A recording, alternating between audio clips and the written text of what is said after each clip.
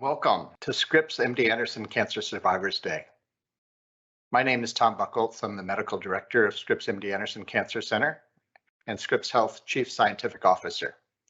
I'm so excited to be with you here today. This is clearly one of the most favorable moments of my calendar year to celebrate the many people who inspire me as a cancer doctor all the time, and that's the patients and their families who go through this long journey but reach the point where the disease is behind them and it's time to get back with the rest of their lives. It's truly an exciting time in the history of cancer, and we're here to celebrate all of you who have been through this journey or have been through the journey with a loved one or been through the journey with yourself. And it's a very common entity now. Can you believe there are about 17 million people in the United States right now who can be classified as a cancer survivor? And moreover, equally exciting, and perhaps even more, the American Cancer Society predicts by 2030, that number is going to increase to 22 million people. Wow, that's a reason to celebrate. And why is that? Well, progress is being made against the fight against cancer. And that's evidenced by the declining death rates associated with this disease. If you look at our statistics compared 1991 to 2019, which is the most recent data we have available on a national level, the death rates from cancer have declined by 32%. Wow, and that's attributed to a lot of advances. Clearly, education, cancer prevention, reduction in smoking, paying attention to things that we could do to prevent cancers, like getting HPV vaccinations or wearing sunscreen. Again, as I mentioned, reducing our incidence of smoking. Those have all decreased the risk of cancer-related deaths. In addition, early detection, again, public education around mammography, colonoscopies. There's a host of new liquid biopsies or blood tests that are going to become available here in the short order for cancer screening.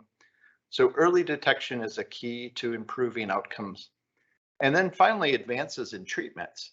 At Scripps MD Anderson, we've seen implementations of new therapies almost on an annual basis.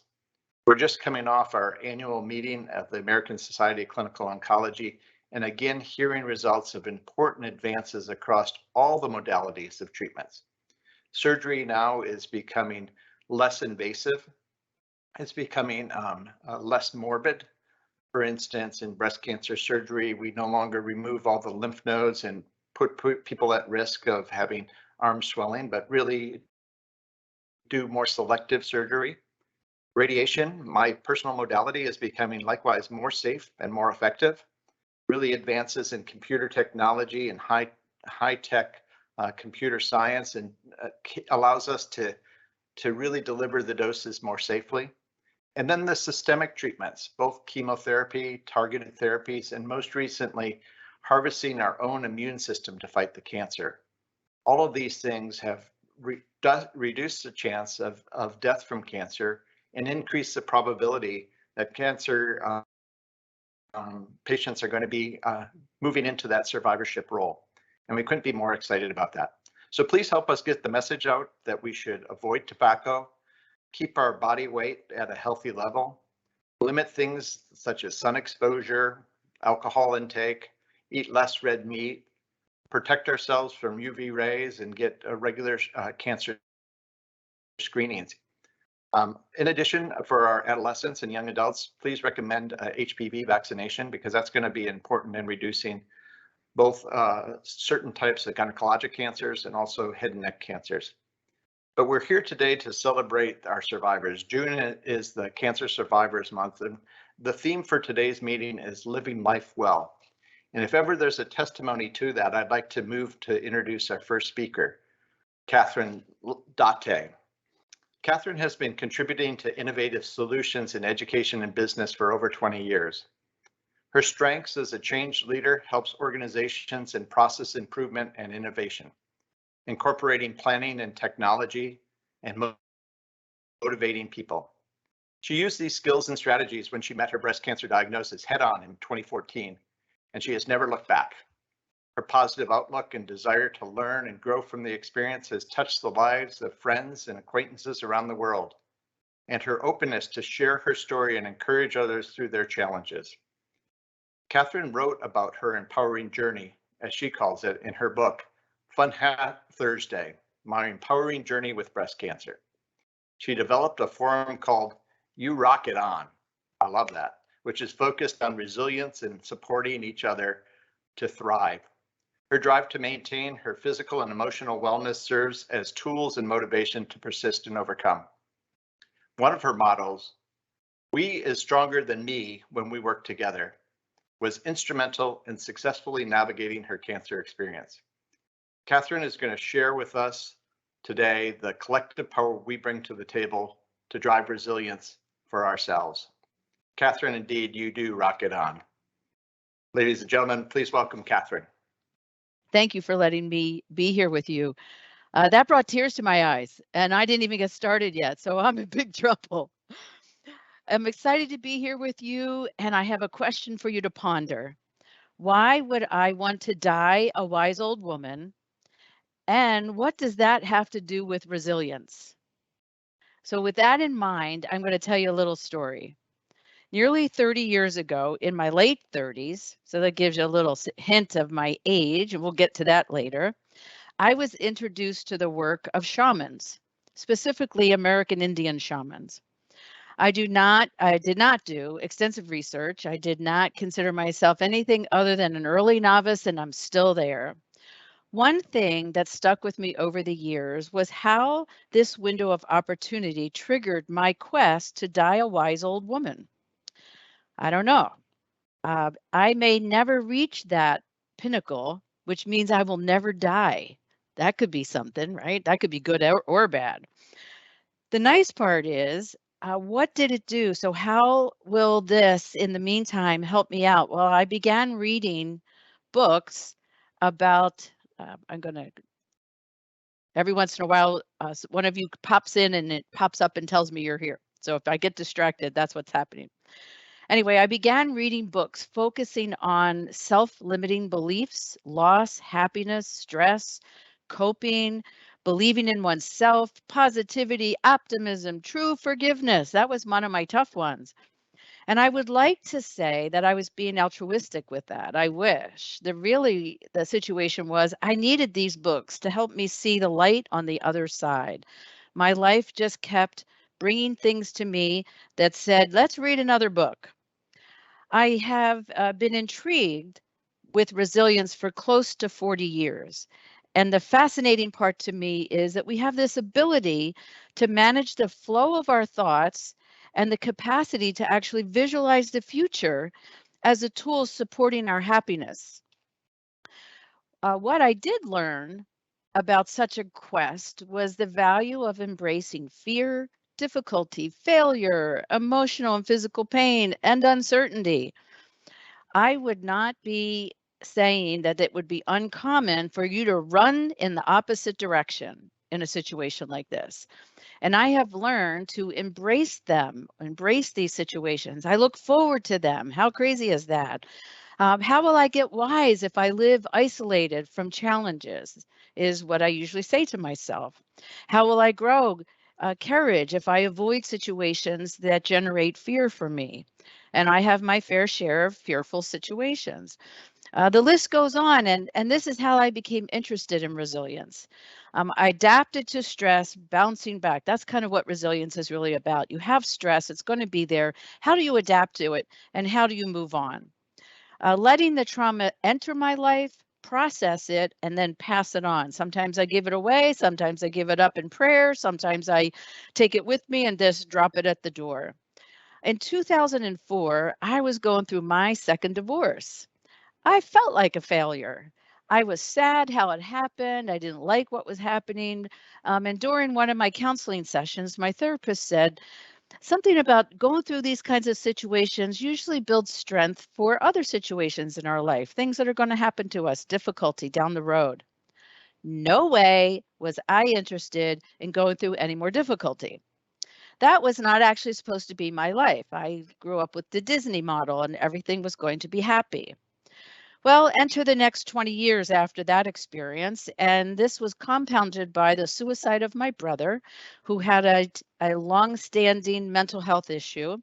My parents, they died a year apart from one another in their late 80s, lived a good life, but I was still missing them. I lost 3 jobs. I had to move 4 times and start over each time. New place, new people, didn't know anybody. Then get breast cancer, living in a town that I didn't know and thought, gee, I wonder why they have a cancer center here. Well, I found quickly out why they had a cancer center there. It was for people like me. I struggled during COVID to find a job after I lost the other one. And what I had to do was actually embrace that I actually had the most important job going. I was helping my son and his wife while their young children were home from school, remotely going to school. Perfect match for me. I was in online learning, higher education. I was an instructor. Those kids never had a teacher paying so much attention to them. Why do I tell you this? It is not to toot my horn, but it's really to trigger your thoughts to sound off about how amazing you are, the accomplishments that you have gone through, the life challenges that you have accepted, especially in the last 2 years. My stories are just some of the everyday challenges that people go through. We all have death and loss and things like that. The trick is, how do we choose to promote wellness, personal wellness, and embrace these opportunities for growth? Through my cancer experience, I gathered material to write a book called Fun Hat Thursday. We talked about that in the beginning. My empowering journey with breast cancer, because I realized that it was. All my life, I was told I was a poor writer. I couldn't spell. I should probably do home ec because I could cook and sew. Oh my. Well, with the help of an editor and a publisher and some beta readers, people who read my book before I took it out, I completed my book. That book is as far away as Germany, China, and the Netherlands, and it will be as close as the library at Scripps because I'm sending some over there. In my haste to have this professional business and have a business card to complement my professional nature, I managed to misspell my name in my business card. Now, I could have taken a total embarrassing journey on that, but I smiled and I decided that instead of being Catherine, I'll be Carthini. That's how it was spelled. And that could just be my pen name. And I had to kind of jest about this while I was talking to the person who was kind enough to discover it and let me know. You know, when I left Erie after my previous job was eliminated, that was 2 years ago, I was well on my way to capitalizing on challenges, promoting resilience. I just decided I need to start a group. Then the group is called You Rock It On, and there's a little picture of it up there that you can see. And those are just pictures of me having fun. I learned to skydive. I teach other people. I'm finally going to give that up, and I'm in California now. I decided there's a lot of water, so maybe I'll just pick up a water sport. Down on the bottom right, that's me pimping out my pecs for my surgery. That was a Friday night party, and the next Friday, I guess, was my actual day. Snow, Erie has tons of snow, and I just was honored that I could shovel it. There's me with my queen hat on, right? Bald, and I had a group of people gave me a crown because I couldn't fit it in hair, so it had got to be all the way on my head. There's my hair gone. We've all gone through that, right?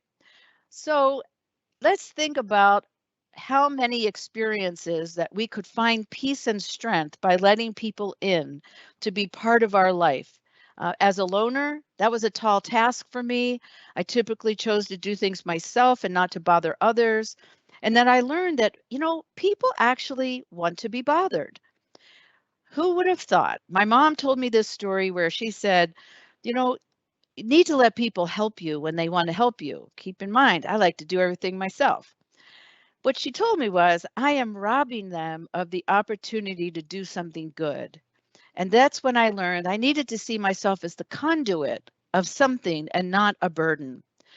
I would like to share with you some of the exciting opportunities that I had that helped me shape me into the person who actually looks forward to challenges and embraces life as a growth tool.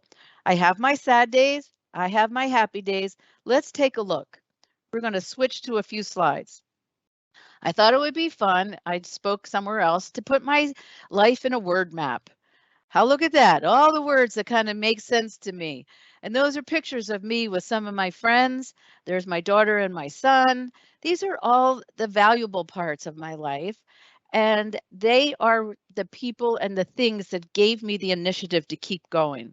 We could go to the next slide where I had to give myself an attitude adjustment. Yep. My life does not happen to make it bad. It happens to make me awesome. That's my strategy. And awesome is relative. We all have awesomeness, and it just varies how we deal with it and how we own it.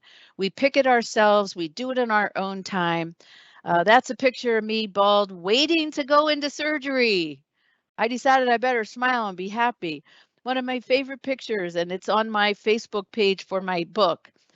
Fun Hat Thursday was the name of the book, and the folks down there are just people who I worked with at the university at the time, and they would take a picture every Thursday because I was collecting them. And this particular one, the man on the far right would knit everyone a hat if they didn't have one, and they threw those hats in the air, and we had a great time. Let's go to the next slide, because the next slide is probably, what's my initial thought? I bet if you click that button, you'll see, oh yeah, I was going to die. I was going to die when I heard that I had skin cancer. I'm on number 10, just learned that yesterday. And I thought that when I was told about breast cancer. And then it just came to dawn on me that no, we're not going to die. As we said earlier, that the treatment and the process and the things that we know today have made a huge difference. So let's go on to how did we get to You Rock It On? If we look at the next slide, there we are, pimping out my pecs at my pec party. You is for your resilience because you have opportunity that requires courage. You're going to kick ass and inspire. You're going to turn it around. You're going to optimize and nurture you. This is about you. This isn't about you doing something for other people. By embracing the world that you have, getting the help that you need, you will rock it on. And I'm pretty sure you already do that. Let's move to the next one where we see here were a few of my opportunities. I wrote a book. Never thought I was going to do that. I started speaking specifically about cancer to other people. Anybody who would listen, I am a mentor with what's a group called the Fourth Angels. And so I help other cancer folks who are going through the same type, triple negative. That's me. I say yes more. You want to do this? Yes. Do you want to go there? Yes. It's a scary thing. Just the other day, I went into a brew pub that was nearby. And the odd thing was I sat outside. No, I'm not probably going to go in. They just drink beer in there. No, Catherine, you're going in. I went in. Before you know it, I sold a book. I met a person who needed my cancer book. I said yes, in I went. I have a picture of me and that person. I nurture my attitude and others. I try to listen. I try to hide, not hide. I try to help, and I try to guide without telling people what to do. And I prioritize self-care. We're going to learn a lot about that today, and my mental health. And if we look at the last slide, I hope you're safe. What does safe mean? That you do self-care, that you attend to your priorities, what's important to you, that you have fun. Find it. It's there. It's waiting for you. Exercise your mind and your body. I exercised the entire time I was going through my cancer treatment. There's all my hats from Fun Hat Thursday. I had 8 treatments. I learned every single hat had a story.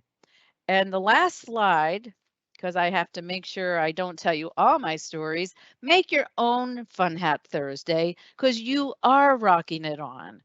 And I decided You Rock It On was the name that was going to empower people and me to keep going forward, keep saying yes, embrace those challenges, and move on. So with that, Thank you, Catherine. you can ask me some questions. Thank you, Catherine. This is You Mary. are welcome. Hi, Mary. Hi. I just wanted to let you know I've been keeping an eye on the questions that come in, and I do have one or two that I'd like to pose to you from the group. Okay. The first one is there a misconception that resilience means you're always happy? I am super glad that you asked that question because I have people say to me, oh, resilience, that's a lot of hooey. Bad is bad. And I thought, oh, did I make you think that resilience was only happy? No. Resilience is not just about being happy. Resilience is a byproduct of coping with pain and sadness and fear and processing it, getting the help that you need so that you can be as happy as you want to, as you choose to. And the idea of having courage to go forward. That's the way I personally like to look at resilience. And I promise you, there will be days when you're sad, you will cry, and then you will say, okay, I'm done now. I'll move on. That's a great question. Thank you, Mary. Thank you, Catherine. Thank you, Catherine. Yeah. That was a wonderful response. I'm going to move on to the next speaker so we stay on time. Okay, great. Our next speaker is Dr. Bonakdar. He's from the Center for Integrative Medicine, and he's going to be addressing the frequent topic of concern for our patients, which is stress. Dr. Bonakdar, the stage is all yours. Thank you so much. I hope you can hear me okay, and my slides should be in front of you. I just first of all want to say thank you to Dr. Buchholz, MD Anderson Center, Mary Collins, and everyone that helped put this together, as well as the Scripps Foundation. This is an incredibly important event. I think when I heard Catherine speak, it really touched me regarding how this is a very personal topic. It was a personal topic when my dad was going through his myelofibrosis, blood cancer diagnosis, and became even more personal last month when my wife was diagnosed with breast cancer. And it's a transition that every family hopes will go into a survivorship journey and story of success and moving forward. And I think one of the key points, as Catherine mentioned, is many times the mind gets stuck with a lot of stress, a lot of worry, a lot of negativity, and it's important to have tools at hand. So my goal here today is really to talk about in the moment tools, as well as some additional resources at Scripps that can help you deal with that very real stress that many of us here deal with, both as a patient, caregiver, and as a clinician. So with that, I just want to key in on this here. There we go. I want to talk about three different things, which are what are mindful practices, why consider them, and how to get started. So it is quite bewildering when we go into the grocery store and there's not just an occasional magazine, but probably 4 or 5 that talk about the need to be mindful and mindfulness and various things of that sort, which can almost be a little bit intimidating, that if you're not doing mindfulness all the time, that you're not quite up on things. But I want to simplify it and really say that mindfulness is basically a term at its origins, and it's a term that really means having moment-to-moment awareness without judgment. And it's that judgment that is the key, that takes self-compassion, self-acceptance, gentleness with ourselves and those who we care for to find connection as we're going through this process and finding survivorship. At its core, it's about pausing. And I think that's a key word that I put in the title, because it's not about necessarily doing a long course or meditating for 3 hours a day. It's really about those small pauses when we are challenged with either, that stinking thinking or something else that puts us at odds with the reality that we're hoping for. There is also a class which we have here at Scripps, which is Mindfulness-Based Stress Reduction. It's an 8-week course for those who are trying to find a more formal toolbox. And we'll talk a little more about that at the end. Mindfulness is not only a term, but it's also an entry point or a component of actually something that I find as important, if not more important, which is the concept of self-compassion. And Catherine again mentioned this, being good to ourselves, finding fun, finding hope in our day. And mindfulness is the key to sort of opening that door to saying, I haven't been thinking as positively as I could be, haven't been kind to myself or gentle with myself, especially at a time when I need it most. And maybe that can also isolate us and stop us from being connected to those who are most important to us and who in many cases are going through the same thing. So again, trying to find the humanity in this process. So mindfulness is really part of a component of key steps, which include self-compassion, connectedness, and gratitude. And for the second part of this discussion is it important to really talk about why we should consider these. And I like to talk about mindful versus mindful. And I would say most of us spend our time being mindful, meaning that we are typically multitasking, have a hard time for many reasons, pandemic, medical diagnoses, day-to-day responsibilities, work, uncertainties, of having that mind full of things and having a hard time concentrating and just having that moment-to-moment awareness. And that's just in general, day-to-day reality of what we are going through all as humanity.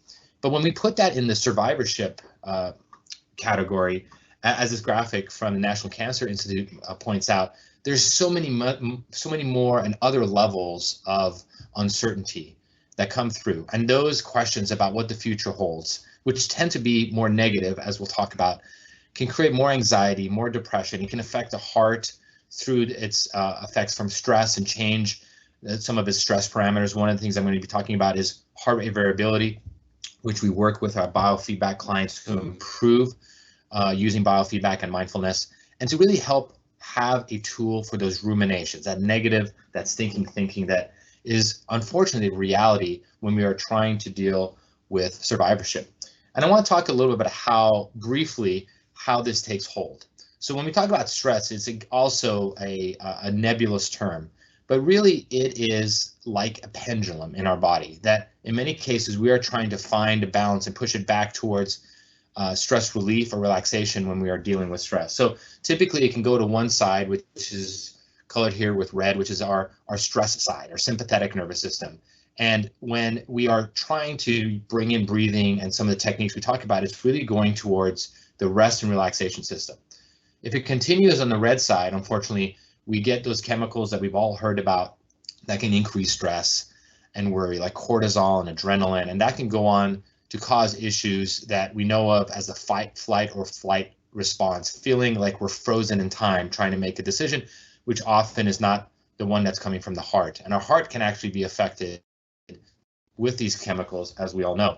When we do these practices to get us to the other side, which is dealing with the relaxation system, we're dealing more with the positive chemicals that we've heard about, the endorphins, the oxytocins, the dopamines, which are really part of the thrive response, the rest and repair. And those are things that can also help our heart rate variability, and reduce the long-term damages that can come with depression, anxiety, and inflammation. So these are real-time things that we often think we're stuck in one area, but really it's a pendulum that we can shift moment to moment with some of the exercises that we'll talk to you. And when I say why we are doing this, part of it is, as an evidence-based physician at Scripps over the last 20 years, part of my work has really been looking at the evidence for what I recommend, which in many cases tend to be seen as softer therapies, but in many cases the evidence is very strong, such as with self-compassion, that we know that it can arrest that worry, that rumination in breast cancer survivors and help reduce those to go on to anxiety, depression, and inflammatory changes. So I want to spend one moment talking about why this happens, and that's really important because it's easy to blame ourselves for, oh, there's another negative thought that went through, and another one, and another one. But really, that's how we are built. Evolutionary, we have a negative bias, and that is a very protective thing. That is, when we had life-threatening episodes coming, we wanted that to register immediately with the amygdala and the fear centers of our brain to say that is something we should definitely avoid to make sure that we have a long, happy life. However, when a positive event happens, evolutionarily, we don't pay much attention to it. So we need to savor it, we need to linger on it. And some studies show that we need to sit with it 10 or 12 seconds to have the same impact on our brain, the same imprint as a negative event. So there is a very great quote that I like. The mind is like Velcro for negative experiences and Teflon for positive ones. So we need to spend extra time, as Dr. Hansen, a researcher who works in this area, to fight our brain's negativity bias by appreciating, lingering, and savoring on the tiny positive moments that we sometimes have to bring up and have an active process to bring up that sometimes don't just happen when we're, again, stuck in that negative loop. So what are the mindfulness practices and tools to really consider? I'm going to talk about 3 brief ones that we can do in the immediate moment, take less than 5 minutes a day. And those are deep breathing. And again, you're going to get some examples of that later today, self-compassion, and gratitude. And with these shifts, We begin to shift our nervous system again from the red to the green. We begin to shift our internal dialogue so it's not so negative, and we begin to reinforce positive changes and that connectedness that's so important. So what training is needed for this? Now, as someone who's completed Richter Fellowship in Southeast Asia and spent time in monasteries, I can tell you that formal practice is not all it's cracked up to be. Yes, for a select few, it's great, but for most of us as humans going about our day, what's more important is informal exercise, that day-to-day challenge that brings us to a moment, a pivotal moment when we can pause and take a brief breath and figure out how we're going to come up with that resiliency or that negative news that we may get at a doctor's visit. It's the opportunity to stay grounded and really have the ability in that moment to practice that mindfulness and self-compassion and gratitude and the tools we'll be talking about. That is the most important in my practice. And I don't want you to trust me. There's plenty of research to show that if folks do brief practices, such as the 8-week mindfulness course, that the brain changes that come from shifting away from the fear centers to the positivity centers and increasing dopamine and oxytocin can happen in that 8 weeks that are very similar to long-term meditators. We also know that even one session of meditation can help reduce anxiety and shift those chemicals we talked about, and can also go on to help with mood and emotional regulation as much as very experienced meditators in novices. So the most important thing is leave judgment at the door when you begin these practices, and don't have expectations. See how it goes. When you're doing deep breathing, trying to meditate, and then mindfulness, pick a few moments during the day. Most significant for us would be probably the 2 minutes that we have in the morning when we first wake up as we're getting going, maybe a few minutes before bedtime, and other moments where we're just doing things like washing dishes. How can we bring in moments of gratitude in those moments? So I'm going to go into some of those 3 exercises. The first one is just deep breathing, also known as diaphragmatic breathing, yoga breathing. And if we can extend that and being as aware of it as possible, doing 5 to 6 breaths a minute, roughly about a 10 to 12 second cycle, similar to this graphic here, slightly longer in the exhale than the inhale, and helping to shift our mind with that breath is incredibly powerful. We may not think about it, but just doing that for a few cycles can be really important. So I'm going to just take 2 cycles over the next moment as we take a deep breath.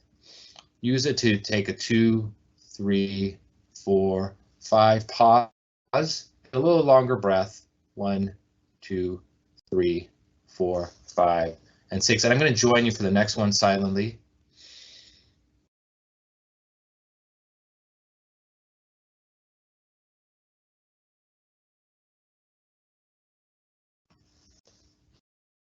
That can be powerful. We know that just doing 2 to 5 minutes of that, especially if it's new in our day, can significantly shift the neurochemicals we talked about, improve our heart rate variability, the stress impact on our heart, improve the resilience, decrease burnout, improve compassion and empathy, and increase feelings of well-being and relaxation.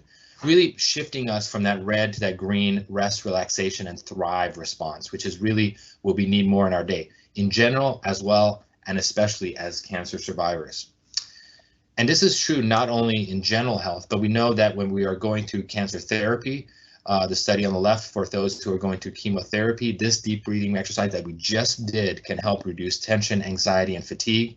And when we are in the cancer survivorship mode, which sometimes, unfortunately, can be connected to pain, that slow deep breathing can have a significant impact on reducing chronic pain in conjunction with medications and other therapies. I also want to talk about the second exercise here, which is self-compassion, and that is really trying to bring statements. As Catherine mentioned at the end, those statements, I think they're beautiful, and that safe can be whatever we want it to be. And having these examples throughout our day, just kind of pebbles, and I like to have people have post-it pads or little dots or reminders to say, I'm going to do some self-compassion now, just because, and use statements such as, may I be well, may I be healthy, may I be at peace and ease. Or have affirmations that say, I will treat myself with kindness today. I will give myself the gift of healing and unconditional compassion. Those are things that we don't often hear in our day. It's not self-indulgent. It is part of the behavioral and mental medicine we need. And we know that in cancer care, that self-compassion is an incredible part of also helping us stay away from increasing depression, anxiety, and fatigue. And some of the self-compassion breaks I'll mention in the resource section at the end of these slides, which you'll have access to. The last exercise is gratitude. It's very simple. Pick 2 or 3 things per day and just bring them to mind and savor them for those 10 to 12 seconds. It can be anything. It can be a profound moment. So there's somebody you know graduating or having some accomplishment. It can be simply something you notice while you're taking a walk. Whatever those 3 good things are, or hopefully even more, try to bring those to mind. And I think those are an incredible, powerful moment to accumulate over time. Studies that have shown that in the general population, doing that for 2 weeks, doing 3 good things, writing it down for 2 weeks has increased sleep quality, optimism, well-being, and blood pressure. In cancer survivors, we know that doing the same exercise, that bringing gratitude just because, has had a significant impact on psychological functioning, as well as greater perceived support, that connectedness that we mentioned, as well as an increased ability and hope to cope with whatever is ahead, whatever the next challenge might be. So these are the mindfulness tools to consider to shift our nervous system, shift our internal dialogue, and bring and reinforce more positive change. Now, how do you get started with these? And I think that's an important key, because you can get very overwhelmed with thinking, what do I do? What do I do? And there's so many different exercises. Well, the good news is there's a lot of free resources out there that are well curated. If you go to the main MD Anderson site, mdanderson.org, and just put audio and video, you're going to get a whole slew from their library of meditation, exercises, Tai Chi, other breathing exercises. And we're hoping to have some additional local ones that we develop here at the Scripps Integrative Center to upload for our local site. But in the meanwhile, the MD Anderson home site has that. There's a number of free apps. The Breathe Plus app is a good one because you can set the metronome for your breathing as you get to 10 to 12 second breaths. You may not be able to start there today for various reasons, and don't force it. Again, be gentle, and over time you will get there. And that's a good app to start with. As far as self-compassion, there are courses out there, just like mindfulness, that are multiple weeks, but you can go to selfcompassion.org, and there's a number of immediate audio exercises that you can do. One of my favorite is called the self-compassion break. So just listening to that 5 or 6 minute audio can just reinforce the need to be self-compassionate for us as the medicine that we need right now. And the 3 good things is a pretty self-explanatory exercise. Just get any piece of paper and start doing that. If you need additional resources, the Berkeley Greater Good Science Center has done a lot of research in this area that I showed you today. And if you just Google Berkeley and 3 good things, you get a lot of resources on how to start that practice. And back here at home, as far as professional guidance, professional support, it's really important to know that we're here to support you. As you know, at MD Anderson, there are some amazing clinicians who can help guide you towards the right resources. Within the integrative center, we have clinicians here who do various practices and can help guide you. We do biofeedback with our psychologists here, which is a more specific way to help diagnose where areas of stress might be in your life and help teach specific mind-body exercises, like some of the breathing exercises. But to make sure, if you need additional support, we do also a lot of healing touch through our nurses here, like Liz Fraser, who works in the hospital pre and post procedure, as well as you will be hearing through the Charlie Fitness Center. We are here in many ways as for momentary opportunities, as well as classes, formal classes such as Mindfulness-Based Stress Reduction, which is that 8-week class, which I highly endorse. But I think it's most important to start where you can with some brief exercises. So as we conclude, I want to say a few things and then read one poem as we finish. We know that cancer survivorship can be stressful, not just on the body, but especially the mind. And the effects on the mind, as Catherine mentioned, sometimes lurk and can be very difficult until you really sit and pause and note that you need support. And there's nothing weak about saying that you need support in that area, whether it's with professional counseling or using some of the resources I mentioned. And it can be as simple as starting a few minutes a day with deep breathing, self-compassion, gratitude, to be more mindful in a non-judgmental manner in our day-to-day moments. These have been shown not only to reduce stress, which is the point of today's topic, but really more importantly to transition that reduction in stress to really reduce our anxiety, our depression, our pain, and have improved quality of life in many, many areas. And again, it only requires a few minutes a day to initiate benefit. And with that, I just wanted to end with a short poem, which I think is one of the primary early examples of mindfulness and breathing. This is a poem, it's a Sanskrit poem by Kalidasa. It comes from the 4th century, and again tells you this is nothing new. It's something that humanity has been dealing with and trying to become more mindful. And it goes like this: look to this day, for it is the life, the very breath of life. In its brief course lies all the realities of your existence, the bliss of growth, the glory of action, the splendor of beauty. For yesterday is only a dream, and tomorrow is but a vision. But today, well lived, makes every yesterday a dream of happiness, and every tomorrow a vision of hope. So look well, therefore, to this day, and try to bring some mindfulness, breathing, compassion, and gratitude as best you can while being gentle with yourself. And with that, I'm going to end the formal discussion here, and thank you for your attention. Thank you. Thank you, Dr. Bonakdar. You covered quite a bit of information and lots of different approaches. One question that's out there is, with all of these different approaches, where is the best place for me to start? And what if we need additional support?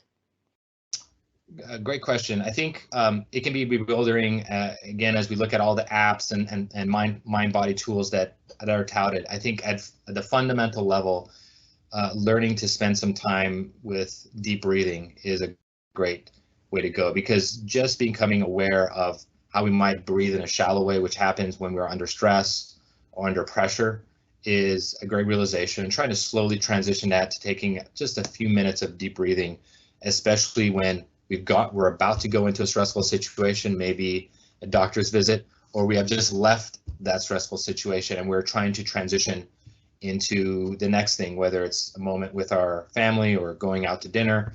That deep breathing can be so fundamental in creating that transition. Beyond that, if you find that there's any struggles, meaning when I start doing deep breathing, it causes more anxiety.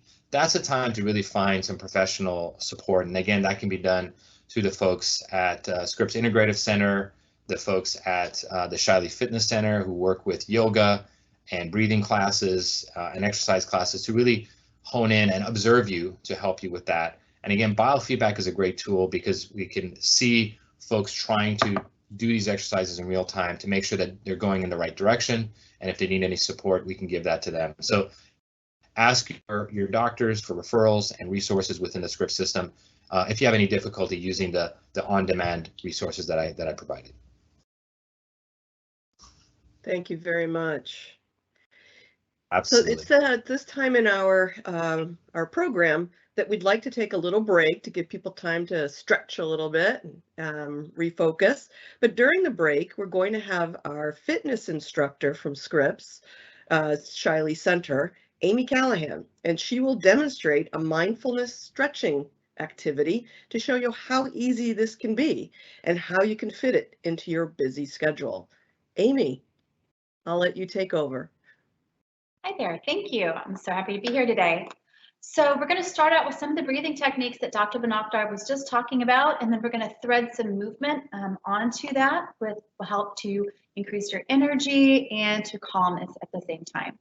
So if you'd like to join me, we're going to start out in a seated position. I'm just going to reposition my chair so we can see a little better. And what we want to do is sit in a comfortable position, probably perched a little more towards the edge of your chair, so that you have lots of room to sit nice and tall and breathe. So we're going to start out, your feet should be grounded about hip width apart. And we're going to let the hands rest, palms facing up, indicating our opening for what we're about to do here.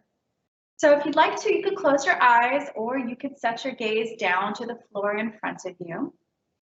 And begin to let your mind drop down into your body a bit and start to become aware of your breath. So without making it be anything, we're just going to start to notice. Just notice the quality and tone of your breath. Maybe today aware for the first time of your breath. And so as we tune the mind into the breath, we can start to notice our mind quieting. Notice your body quieting. And begin to let everything else fall away for just a little while. And then you can start to notice kind of your tone of your energy in general. Are you frazzled? Are you tired? Are you enthusiastic? So without attaching any judgment or meaning, just gonna notice where you are. So now once we're connected, kind of noticing where we are, noticing how we want to approach this, you're going to take one hand and place it on your belly, and take the other hand and place it on your chest. And now with our noticing of the breath, we want to notice, do you feel the chest rising and falling? Do you feel the belly expanding and coming back? And again, without making it be anything right now, just notice.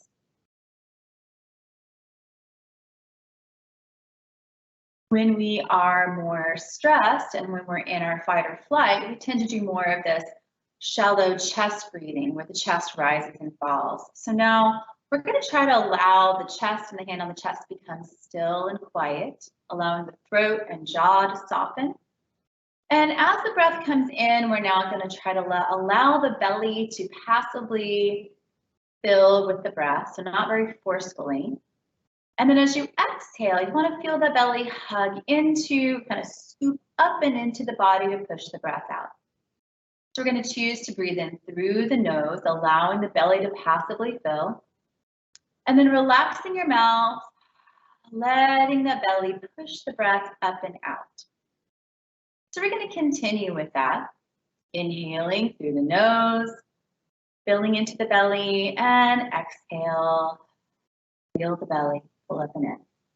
And it's okay if you do notice the chest rising and falling. We're going to start to let it soften as much as it will. Softening the throat and jaw helps a lot. So then we're going to start to elongate the pause between the inhales and the exhales. And appreciate the stillness and the rest. And you do this at your own pace and your own time, starting to make the breath deeper and more deliberate than you might normally. And notice if you begin to hold tension anywhere in the body, noticing the face, the neck, the jaw, even the fingers, the toes, allowing yourself to be soft. So we're going to keep that nice free breathing and take those arms, release them down beside you. So we're going to inhale, bring the arms up, looking up, and as you exhale, bring your hands back down. This time, taking your right arm up and over, breathe into that right side of your body, and exhale, bring it back down. To the other side, inhale, lift it up and over, exhale, back down. We're going to bring both arms back up to the top, and exhale, release down. Bringing the arms in front of us, we're going to inhale, open the heart, and exhale, rounding your back, look towards your belly button, hands forward. Inhale, so now we're going to let the chest and heart expand and open with the breath, and exhale, round. So now not just diaphragmatic breathing, but also beginning to incorporate that breath into the ribs, open the back of the ribs. We'll go one more breath in, and then release down. And from here, I'm going to breathe with your movement, inhaling up, getting some nice movement through the ribs, the shoulders, sitting nice and tall. Stretch, stretch. Let's go one more time on each arm. And release. And from here, letting the hands rest. Take a moment, just as we began, just to notice. Without making anything happen, just notice. Noticing your energy, noticing the quality of your breath. And I hope that was a lovely break for you. I hope that that kind of gave you some calm and some ideas of things that you can do anytime, anywhere that you need a little calm. And thank you very much for joining me today. Thank you, Amy. It's nice to see something we can do sitting down. So even when I'm at work, I could do that in my chair in between a meeting or a call. So I am glad you showed us something like that. I appreciate that. Thank you. So we're moving on to our next topic, We're going to focus on nutrition and physical activity for wellness and ongoing care. Our team of speakers includes Allison Meager, senior dietitian for the oncology program, Amy, who just walked us through that stretching exercise. Amy is a cancer exercise specialist, and Teresa Hodge is the supervisor of the Shiley Fitness program. And I will let them take it from here. Allison? Thank you for the introduction, Mary. It's a pleasure to be with each of you today and provide information on lifestyle interventions that you can start implementing today to support your health for years to come. As Mary said, I'm a registered dietitian, so I'll discuss the nutrition recommendations and we'll go over some common nutrition myths. And then Amy Callahan she's our cancer exercise specialist, and she will discuss physical activity and exercise recommendations. And then Teresa Hodge is our supervisor at Shiley Fitness Center in Torrey Pines, and she will discuss some resources we have here at Scripps MD Anderson. Survivorship care improves health, wellness, and quality of life. To an extent, we can actually prevent a new or recurring cancer, and we can do this by having a healthy lifestyle, which is our focus today. I'm very passionate about this because food and physical activity are the pieces that you control, the ones that you choose to do. Food especially. We make choices and we eat every single day, all day long. So even small changes can and will add up in the long run. My goal is to educate so that you know not only what the better choice is, but why you should be choosing that choice. And if you guys have any questions, please type them in the chat and we can touch on some at the end, but I have a feeling I'll answer quite a few throughout this presentation. Next slide. Perfect. So this presentation, we will discuss a healthy lifestyle. We'll learn which foods to include and why, and then also discuss physical activity and exercise and how it impacts your body. Next slide. So to begin with a healthy lifestyle, here are some evidence-based recommendations that we can do to reduce the risk of cancer and other chronic health conditions long-term. So we want to have and maintain a healthy body weight. This is really different for everybody. It might be recommended to increase, maintain, or lose some body weight, but speak to your healthcare team to learn which is best for you specifically. We should also focus on foods that provide health benefits, which you will hear all about today. And we want to increase physical activity level, and we'll talk about the benefits and how to get started with Amy a little later on. And it's also recommended to limit or avoid alcohol for cancer prevention. Alcohol has some links with cancers and with chronic disease, so less tends to be more here, and avoid tobacco. Next slide. Okay, there is a lot of negativity and myths surrounding food, especially when it comes to cancer. So to get to know an oncology dietitian's perspective, we are very positive about food.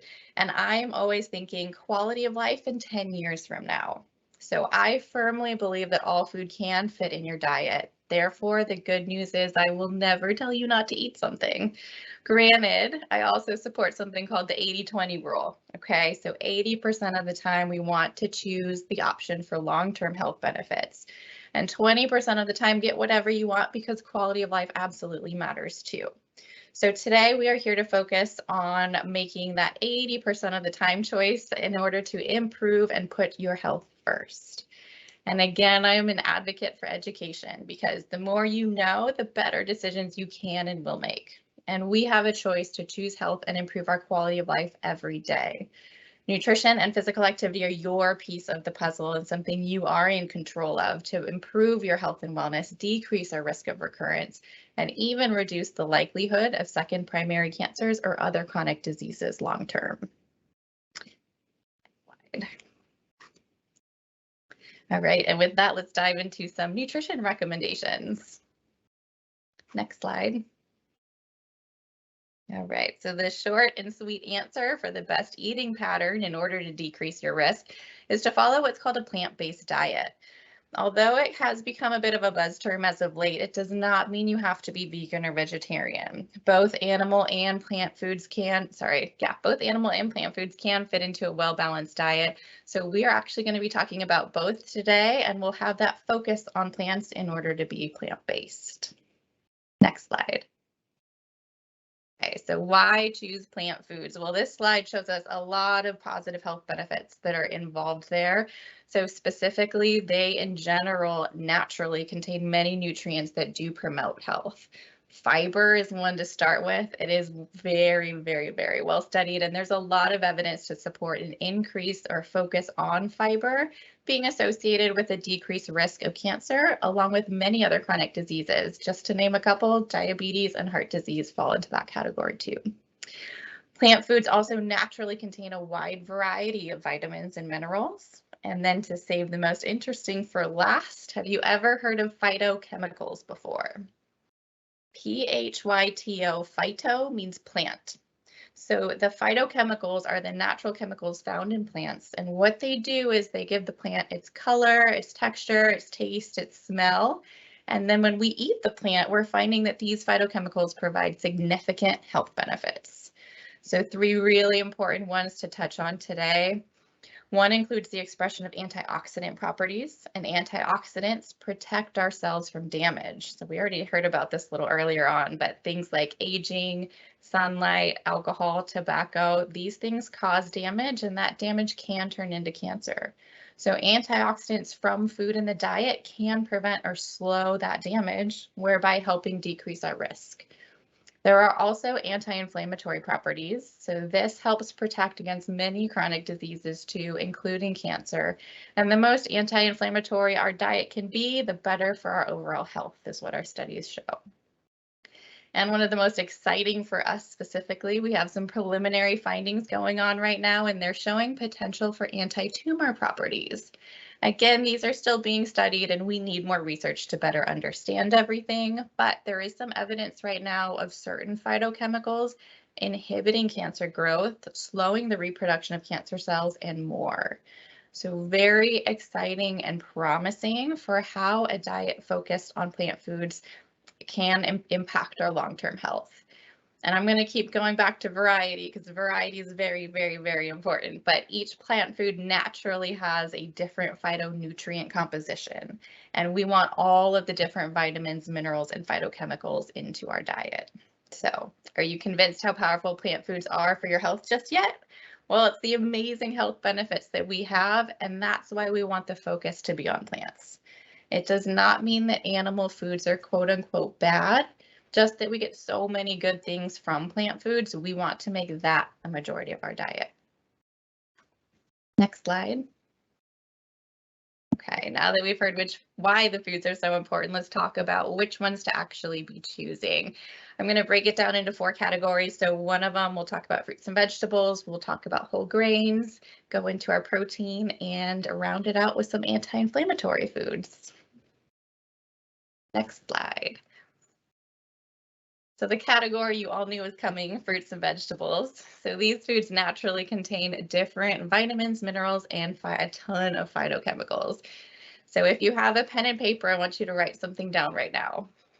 3 words, eat the rainbow. It's a really easy way to think about how your food choices throughout the day can look. And then also when you're grocery shopping, think about eating the rainbow and we'll be able to get those colors in. So it's the color that helps signify and give us insight into the vitamin and mineral and phytochemical profile that food contains. Some of the best studied in cancer research do support an increased intake specifically of cruciferous vegetables. If you've ever heard of cruciferous, it just means green leafy veggies really. So any broccoli, Brussels sprouts, spinach, cauliflower falls into this category too. So making sure we eat our green leafy veggies. And then also there's something called allium veggies. If you've ever heard of this, 2 of our most common are onions and garlic. So these are becoming kind of our top studied vegetables for their anti-tumor properties and just general cancer prevention. So make sure you're getting those green leafy veggies and some onions and garlic every once in a while too. And some really quick tips here to increase fruits and vegetables in your diet is to add them into meals and have them as snacks throughout the day. Always think, right, adding color every single time you eat. And then also throw some new ones into the cart when you are grocery shopping next, because we want to get all of that variety. Okay. My personal favorite macronutrient to talk about are carbohydrates. So granted, when I say carbohydrates, I mean the whole grain and whole wheat versions. So the more whole and unprocessed the food, the more health benefits we will get. So when you choose the whole grain version, you have what's called the bran and the germ included. You'll see in this picture down here on the bottom right. And basically you get more bang for your buck when it comes to health. So with the white or refined version of carbohydrates, think white pasta, white rice, white bread, they're just more processed. And during that processing, the bran and the germ are removed. And so we get the delicious white fluffy part, right? But we've also just lost a significant amount of nutrients. So had we chosen the less processed and more whole version, we could have gotten more nutrients that support a healthy lifestyle. And whole grain carbohydrate foods to include in your diet listed up here are some examples, but whole wheat bread will be one of them. Whole wheat pasta, if you've ever tried that before, maybe try changing it up every once in a while. Try some whole wheat pasta, brown or wild rice, oatmeal, and quinoa, just to name a few whole grain carbohydrate options to have in your diet. Next slide. Okay, and again, I'm going into the back of my mind, quality of life and 10 years from now, right? So I want you to make sustainable modifications to your lifestyle that last for years to come.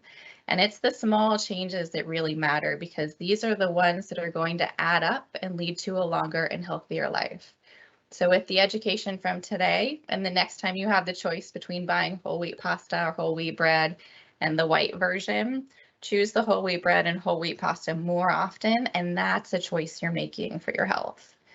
And 20% of the time, choose the white pasta, because we need that somewhere too, right? Quality of life. And I know this question is on your mind being on a carbohydrate education moment, but because carbs have a really bad reputation, so many diets recommend either decreasing or hardly having carbs in the diet. But let's think about this, what we just learned in the last minute or two, right? Carbs are a plant source. So the whole unprocessed versions are full of fiber, vitamins, minerals, and phytochemicals. Therefore, if we are missing a whole food group, we are also missing out on the variety of plant foods and phytonutrients that do promote a healthy lifestyle and do decrease our risk of disease. Click. So some carbs can absolutely fit into your diet. Just know which options are better for long-term health and make that choice more often. Here are some small changes I recommend you consider the next time you're grocery shopping or have a choice between which food to eat. For me specifically, I'll throw it out there. I'm born and raised in San Diego, so I love Mexican food. So one of the 80-20 rule applications I use constantly is with tortillas. So 80% of the time or more often, I'll try to choose the whole wheat tortilla or the corn tortilla. And then you betcha, I definitely still get that white tortilla in my diet every once in a while too. So this is really where all of my philosophies come together, because all foods can fit into a really well-balanced diet. And we want to choose the more unprocessed or whole version more often for those amazing health benefits that they contain. Next slide. And protein, this is the one I'm sure we all wanted to talk about today, but we can actually get protein from both plant and animal sources and still have a plant-based diet. So plant sources are fantastic because they naturally not only contain protein, but are now well discussed fiber, vitamins, minerals, and phytochemicals. Something else to point out here is that they naturally contain minimal to no salt and no saturated fats. So some really good plant protein options listed. You'll see beans, lentils, soy products, nuts, and even quinoa also fits on the protein and the whole grain section. And our animal sources, these are another great source of protein, but since it's an animal product, we are not getting fiber nor phytochemicals from this choice. Fiber and phytochemicals are only found in plant foods, hence our focus should be on plants and include animal sources in moderation. So some animal sources that are recommended in moderation include eggs, poultry, meaning our chicken and our turkey, fish and seafood, and then also our low or non-fat dairy would fit here. According to the American Institute for Cancer Research, or AICR, they do recommend limiting red meat in our diet, and they recommend limiting to about 18 ounces a week or less in order to reduce cancer risk. So some of the most common red meats that we have here in the States include beef, lamb, and pork. So pork is not the other white meat for us. It counts as a red meat, okay? Again, we're not hearing none, right? So red meat can still fit into your diet. This recommendation really just increases the awareness of how much red meat you have, and notes that decreasing it in your diet, if you eat a lot of it, can actually be protective, okay? And you want to increase plant sources of proteins, so you can do this in place of red meat every so often and further decrease that cancer risk. One of the foods that the American Institute for Cancer Research, as well as the American Cancer Society, recommend to avoid or rarely eat, the one thing they say to avoid or rarely eat, processed meats, okay? These are anything that are cured, smoked, or preserved. So examples include deli meats, whether it's fresh at the counter or packaged, it's a deli meat. Pepperoni, salami, ham, and hot dogs all fall into this category. So again, this is going to be the one food that we do recommend avoiding or rarely eating to further decrease cancer risk. And a tip here to help increase plant proteins in your diet is to try going meatless once or twice a week and really focus on getting those plant proteins in the diet. And this will in turn help increase the variety of plant foods you're getting. So always going back to variety, right? Next slide. Okay, and to close us out are our anti-inflammatory foods. So another benefit of choosing plant foods is that they provide anti-inflammatory fats and phytochemicals that promote anti-inflammatory properties. So these can actually decrease inflammation in the body and are found in many plant foods along with seafood. So this is not a comprehensive list, but some of our top and common food sources I wanted to have up today for you. But included here, first and foremost, I threw on fish and seafood. So again, I want you to see that animal products in moderation absolutely fit into a well-balanced and plant-based diet. These properties help reduce the inflammation in the body, and we can get them from many different options, especially with our plant foods. So up here we have listed our fruits and vegetables. I think we all know avocados and olives really well, but it's also found in Brussels sprouts and bok choy and seaweed, to throw a couple interesting ones on there. And then we also find them in nuts and seeds. So anti-inflammatory properties specifically, I always get asked, well, which nut do you recommend? So I have walnuts listed first. They're probably one of my top just for their omega-3 anti-inflammatory component, but technically all of them are great. So all of them will have some piece of anti-inflammatory property to them. Again, I always go back to variety, so have all of them in my personal opinion, and make sure walnuts are in there somewhere. And then we also have oils. So mainly our vegetable oils are going to be the top listed for anti-inflammatory benefits. Others not listed, though, that I do want to recommend is we do have anti-inflammatory properties even in our whole grain foods, our legumes, tea, coffee, dark chocolate, herbs, spices, right? So pretty much every, almost every, if not every plant food has some piece of anti-inflammatory aspect to it. So again, really just noticing how important variety is because of how many health benefits a plant-based eating pattern has. And aside from diet, we can also help control our inflammation by getting enough sleep, controlling stress, as talked about earlier with Dr. Bonakdar, and then exercising regularly, which we will hear about in a couple minutes with Amy Callahan. Next slide. Okay, and then to close us out, there are a couple nutrition myths I wanted to talk about that I think come up often, and I want to make sure that we kind of understand it a little bit better so that you feel more comfortable with making your food choices every day. Slide. Okay, so two very common questions I get are, does sugar cause cancer or does it make it worse? Well, more research is really needed to fully understand this concept. Click. But as of now, we do not have research that proves sugar causes cancer, makes it worse, nor shows that it will stop growing or shrink the tumor if we stop eating sugar. So all cells actually get energy from sugar. The most simple form is called glucose, and glucose is the #1 form of fuel in our body. Both healthy cells and cancer cells use glucose. But we have a lot more healthy cells in our body. So if we starve cancer cells, we are also not giving our healthy cells the fuel that they need. And guess what? Our body prefers to get glucose from carbohydrates. But if we aren't getting enough from glucose from a carbohydrate, we can use protein and fat in our food or even from our own bodies and turn that into glucose for fuel. Our bodies are really smart and they will make sure it gets what it needs even if we aren't providing it by food, right? However, sugar tastes good, so it's really easy for us to overeat it, and eating too much of anything can lead to weight gain. And we do know that obesity is associated with an increased risk of cancer. The other fact to point out is that these sugary foods aren't high in fiber, vitamins, minerals, and phytochemicals. So these choices do not promote long-term health like a whole grain or whole wheat carbohydrate food does.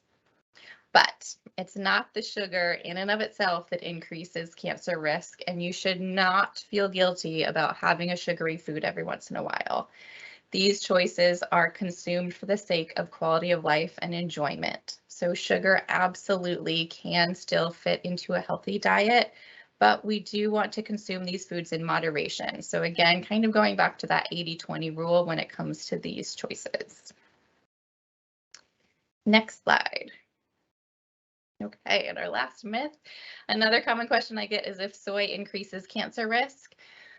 And you might have heard to avoid or limit soy foods, especially for hormone-sensitive cancers such as breast cancer. And this one can be really tough to interpret from research because the current studies have very different food sources, length of time soy is consumed, the type of cancer examined, all kinds of different aspects. Click. But as of now, studies do not show an increased risk for breast cancer survivors who consume soy foods. And there is actually some evidence showing potential for greater overall survival and even decreased risk of recurrence for women who have had breast cancer when a moderate amount of soy is consumed.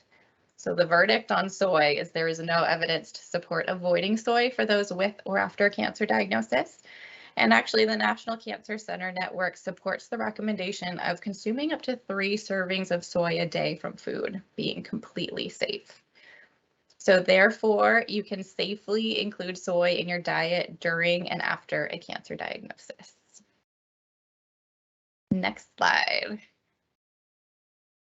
And with that, I'd like to welcome Amy Callahan, who is our cancer exercise specialist here at our Shiley Fitness Center, and she joins us today to discuss exercise and physical activity. Hello again, Patty. So we're going to talk about the impact of physical activity and the effects it has on your body, and also how to do it, how often to do it, and how to get it into your lifestyle. So with that, let's go to the next slide, please. All right, so we all know that it's good for us, but we're going to look and see exactly in what ways that our exercise benefits our bodies. So when we exercise regularly, it increases our overall health, our sense of well-being. It increases our energy level, our endurance, and our strength and flexibility. So making our lives much easier and much more pleasant by having better energy, better mood. And then it also decreases our risk of cancer, heart disease, stress, anxiety, gives you more energy, reduces your fatigue, and reduces inflammation in your body. So when we exercise, our body makes all kinds of adaptations, and these adaptations are what creates these really great health benefits for us. In addition, our exercise helps us with weight loss by increasing not only our caloric expenditures, but also increasing our metabolism, helps us to maintain a healthy body weight, which we know is associated with helping to keep cancer at bay, and it affects our body composition. So fat versus muscle versus bone. It helps to maintain regular bowel function. So all of that exercise and moving the blood and the oxygen around helps to helps to get things moving, so to speak.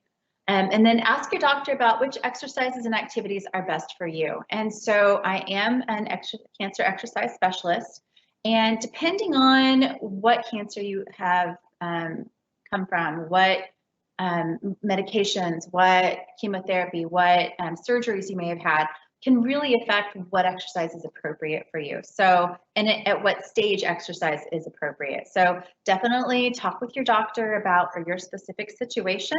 And then I highly do recommend working with a professional, especially when you're first coming back to exercise after having undergone any kind of cancer treatment. Next slide, please. All right, so there is a difference between physical activity and exercise in general. So I have a lot of people who will say, well, I garden a lot, so that should count. Or I took my kid to the zoo and that should count, which yes and no. So activity is really great for the body.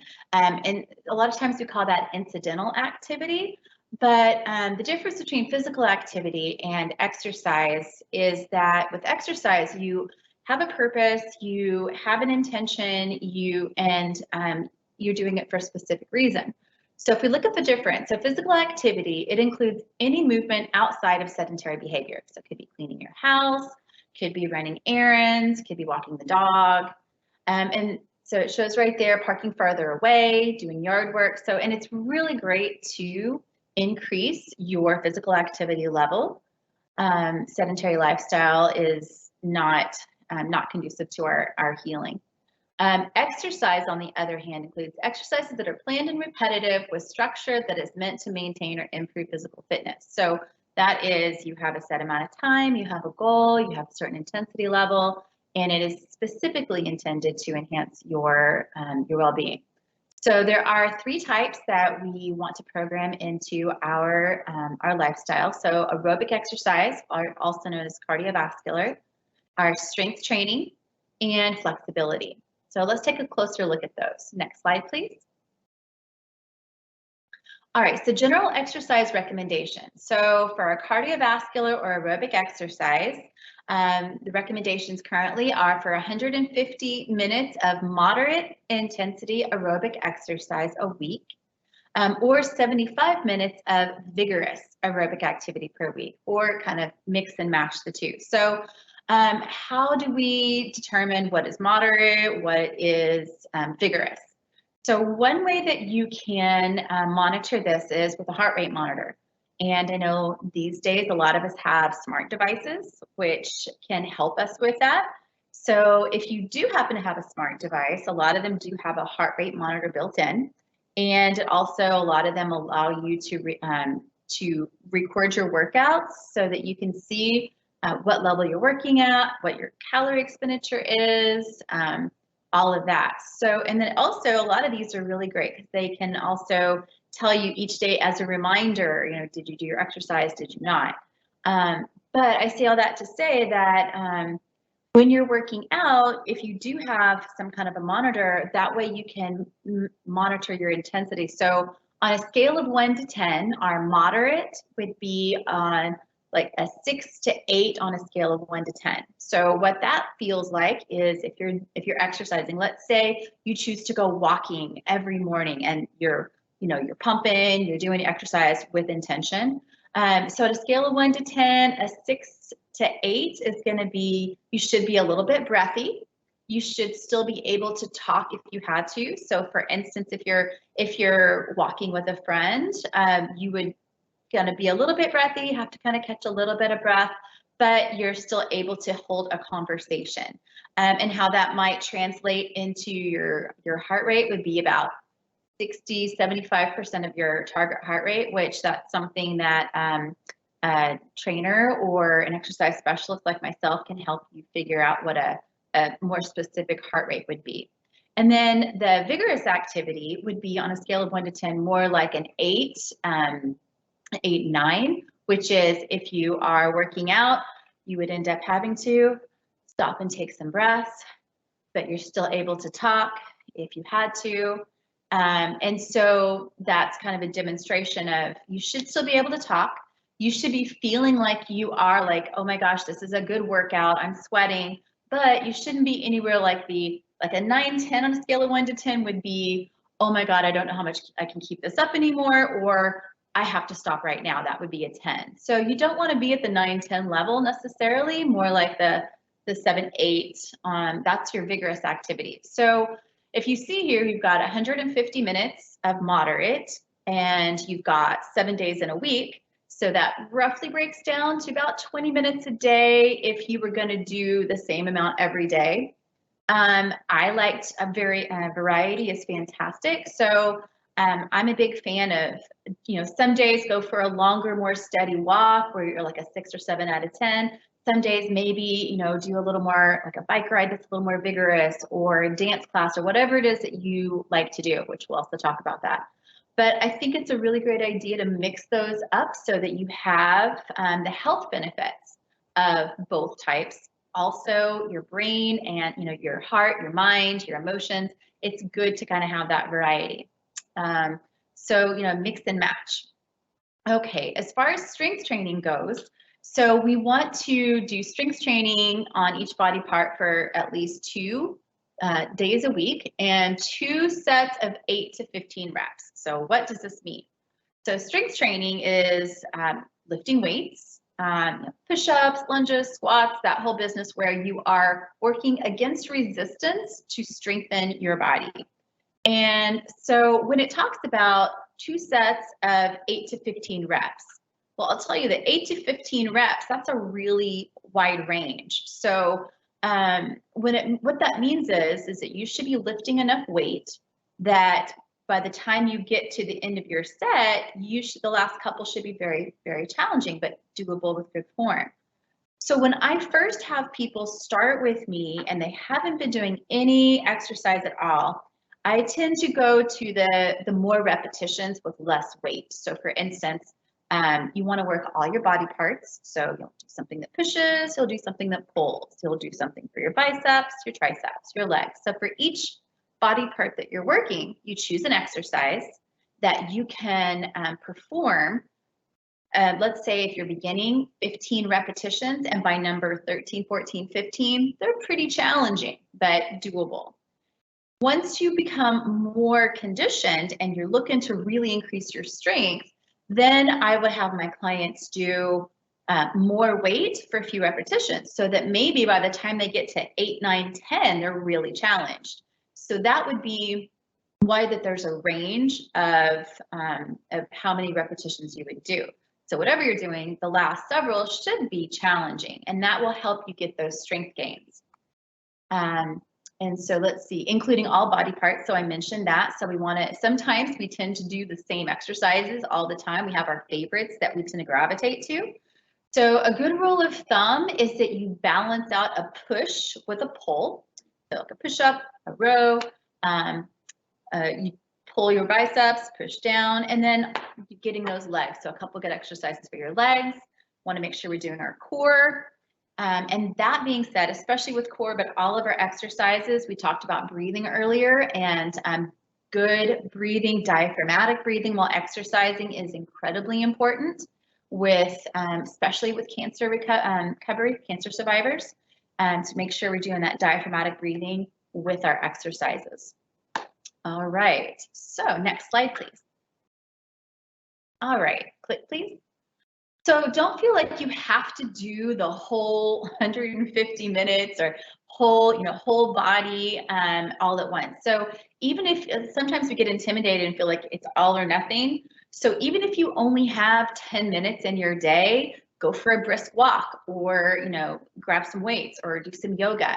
Whatever you have time for, even 10 minutes a day can really create a lot of health benefits. So don't feel like you never have time for it. And maybe you don't have a lot of energy and you just want to get it in.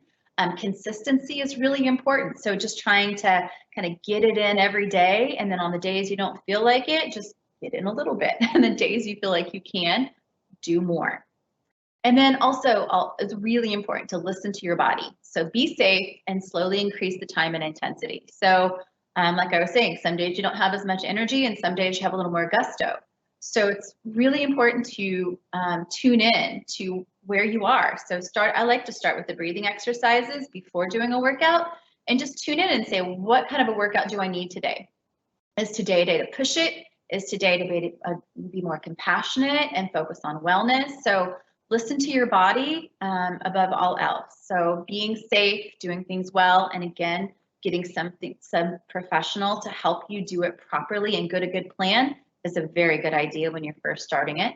And then, you know, as I said, when we're first starting out on that lower level, lower weight, lower intensity, and then slowly, especially with cancer survivors, it's really important that you slowly build the intensity, because if you jump it up too fast, you can go too far too fast and stress out your body, and then you kind of go backwards. So once you get comfortable with where you are, then just slowly increase it over time as you're feeling more comfortable. All right, so next slide, please. So we've talked about what it does for you. We've talked about kind of how to do it. So now we're going to talk about why.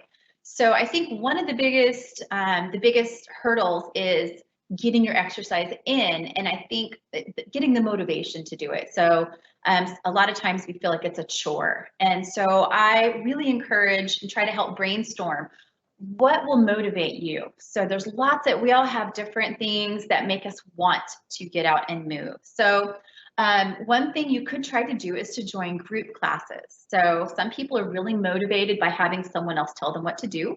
They don't have to think about it. So there's the social interaction. So a lot of people are motivated to get out, be around people, especially if you do spend a lot of time alone in your house. It's good to get out there and see friends, make friends, which is fantastic. So then you have that, you know, motivation to go out and see those people every time. Group classes are fantastic because you have someone there telling you how to do it properly, and how to be safe with it. And then there's all kinds of variety. So you go to, you know, there's YMCAs, there's gyms, there's recreation centers. So they've got a whole ton of classes, different things to try everything and find just what works for you. Okay, next slide, please. There you go, thank you. Some people are motivated by having a deadline or having something that they have on the calendar to do. So for some people, perhaps you have a workout partner. Actually, that's how I first got into working out way back when I first got into it. Was I had a 5 a.m. workout walking partner. And so we both knew that the other person was going to be waiting for us, that we couldn't cancel on the other person because we let them down. So that was really motivating to get up every morning, even when we don't feel like it. Hiring a personal trainer. So it's a lot of people, you have that appointment, you can't cancel, you gotta be there, you put the money in it. And so that's another great way to make sure you get it done. Having that accountability to having someone to, you know, hold you, hey, did you work out this week? And how's your workouts going? And having someone to keep you on track is great. And then perhaps you're the type of person who maybe wants to do, you know, train for a marathon or a triathlon or some kind of event, maybe a hiking trip to Kilimanjaro, or, you know, whatever it is, like plan an event, have a date that you're getting ready for it. So that can be incredibly motivating as well. Next slide, please.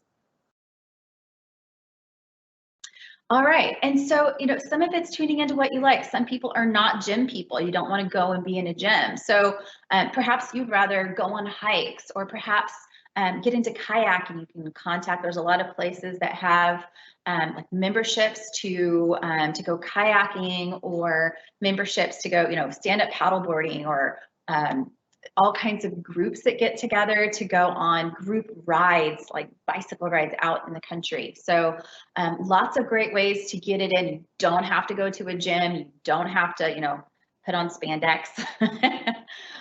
So there's lots of opportunities to get there and explore whatever it is you like. You know, you can find the resources, Google anything in your area. You can find other people that can help you find exactly what will be fun and motivating for you. All right, next slide, please. And you don't have, it doesn't all have to fit into the pigeonhole of a workout if it gets your heart rate up for a certain amount of time. So taking dance classes can be a really great way of getting your cardio in. It's also really excellent for your mind. It's good for fall prevention.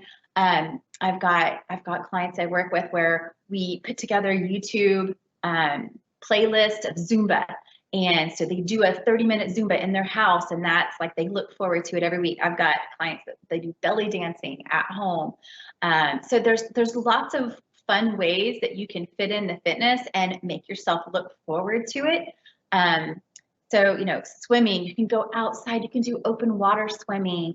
You can join a swim team, do, you know, master's classes. So there's all kinds of ways to get in your workouts. So now you know the why, you know the how, and now we can just get out there and do it. So thank you very much, everybody.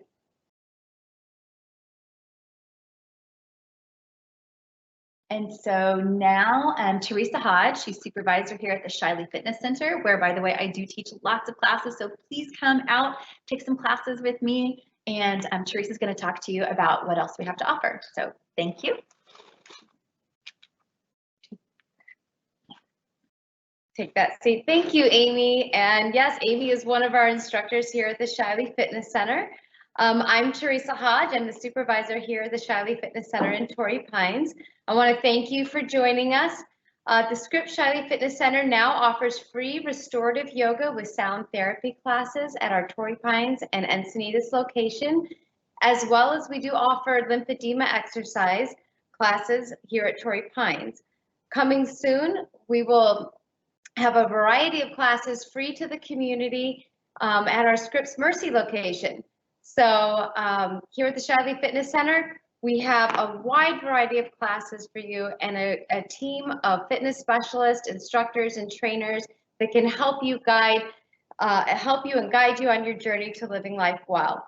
To learn more about these free community classes and all of our services, you can go to scripps.org/Shiley Fitness or call us at 858-554-3488. Thank you so much for joining us today, and we look forward to seeing you in the future. And I'll turn this back to Mary. Thank you, Teresa.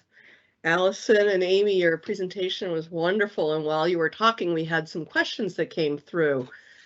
We have some time, so I thought maybe I would ask a few. This question is for Allison. It's about supplements. And can supplements help prevent cancer? What supplements do you recommend? Great question. Another one I get often in my practice. I'm going to break this down into two sections. So the first was, can supplements help prevent cancer, I believe, and I might have to have you reiterate that second question. But for the first one, it's actually a big misconception that everybody needs supplements or that supplements can help prevent or cure cancer, because in actuality, supplements are not medications, right? They're not intended to cure, treat, or prevent anything, especially disease. And the best way to get nutrients is from food. So supplements are used to kind of supplement the diet. So if you are deficient in something or unable to get enough of a vitamin or a mineral from food alone, then a supplement is beneficial. But there's also research supporting more health benefits if you choose the nutritious food choice versus that single agent nutrient supplement. So for example, vitamin C comes up often, right? So for vitamin C, we can actually get all of the vitamin C we need from 8 strawberries one day. What's interesting is even with those 8 strawberries, that's not taking into account all of the other plant-based foods you're still getting. So it's pretty easy to get enough vitamin C for our recommendations.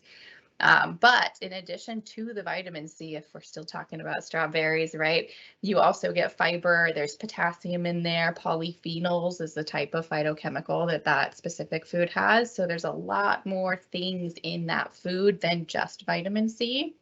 So a lot more health benefits associated there. And there's actually some evidence showing that we use the vitamin C from foods a lot better than just the supplement. So there's potentially some synergistic effect potentially with the vitamin C working with the other vitamins and minerals and phytochemicals in there. We're not entirely sure, but we do use our natural nutrients a lot more effectively than those from just a single supplement alone.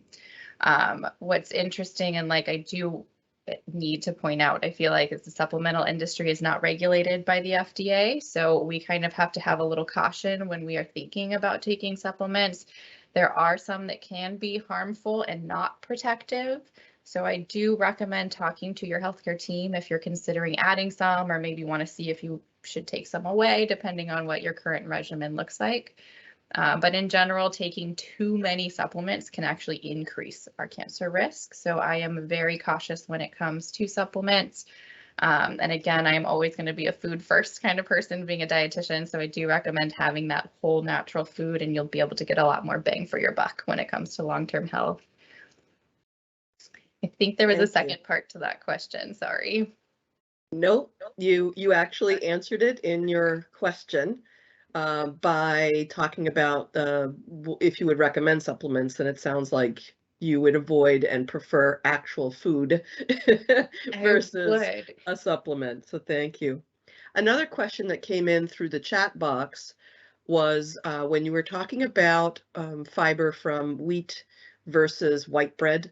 The question was, what about gluten-free folks? So I think they're wondering, what are their choices and options for carbohydrates? Sure. So being gluten-free, there's still a lot of foods you could be consuming. It might not be quite so much on the whole grain version necessarily, but I mean, fruits and vegetables are still in that category. So filling up more so on those. And then in regard to the fiber comment specifically, if you're having a gluten-free bread or bagel or something, you can always look for the option that has a little bit more fiber. So it will start reading food labels, which if you're gluten-free, you probably already do. But you can always look at the fiber content on the nutrition fact panel or on that label, and you can compare and kind of find the one with a little bit more fiber than the others. And I would choose that choice. But of course, still able to get plenty of other whole plant-based foods in the diet, even with a gluten intolerance or a gluten allergy. So beans and legumes, I know, are good ones still that really kind of bump up that fiber content in our diet. So that's a good question. A question for, I guess, Amy and Teresa is, being an introvert and spending more time at home due to COVID restrictions, what can I do at home? And I think maybe they're getting into the idea of virtual classes or online classes as well. What are your thoughts? Yes, absolutely. We have actually virtual classes that we offer here at Shiley, and a lot of people really enjoy those. They find sometimes it's easier to actually do the virtual classes than the in-person classes because there's no excuse not to come. So we offer yoga, Pilates, healthy bones classes, all kinds of them. And then of course there's all kinds of, most fitness facilities these days are offering that. So, and as I mentioned earlier, even going out, YouTube has a ton of stuff out there. So you can definitely get that. But we really have a lot of fun with our online classes here at Shiley as well. Thank you, Amy. Well, we've come to the end of our program. I would like to just share with you another event that's coming up in the month of July. We are having our gala, our spin-off gala on July 21st. There's an image on your screen right now of the gala and some of the folks that have helped us in the past. So Dr. Trumbold and Stanton were two doctors that had major vision for our cancer center and had the foresight to bring Dr. Buckles in to help us run and establish and grow the cancer program. There are two of our medical directors originally that built the foundation that Spinoff helps, and a few of the folks that have helped with all of these types of programs that we have here. So wanted to just say thank you to that. If you cannot attend in person, there's also an online auction that you can join if you want to participate that way. So thank you all for attending our first ever virtual survivorship event. If you have more questions or you want to look into more of these types of services, I encourage you to go to the individual websites: Scripps Oncology Nutrition, Scripps Shiley Fitness, the Scripps Center for Integrative Medicine, and you can look at more information there and you can always talk to your physician about getting referrals. There was also another QA question about how can people get copies of these slides, and will there be a link on scripps.org? And yes, give us about a week. We have to transcribe the slides and put some closed captioning at the bottom, but we will have these slides on our website very soon. And with that, again, thank you all so much. Thank you to our guest speakers. Thank you to everyone who attended, and continue to live life well. Take care. Bye.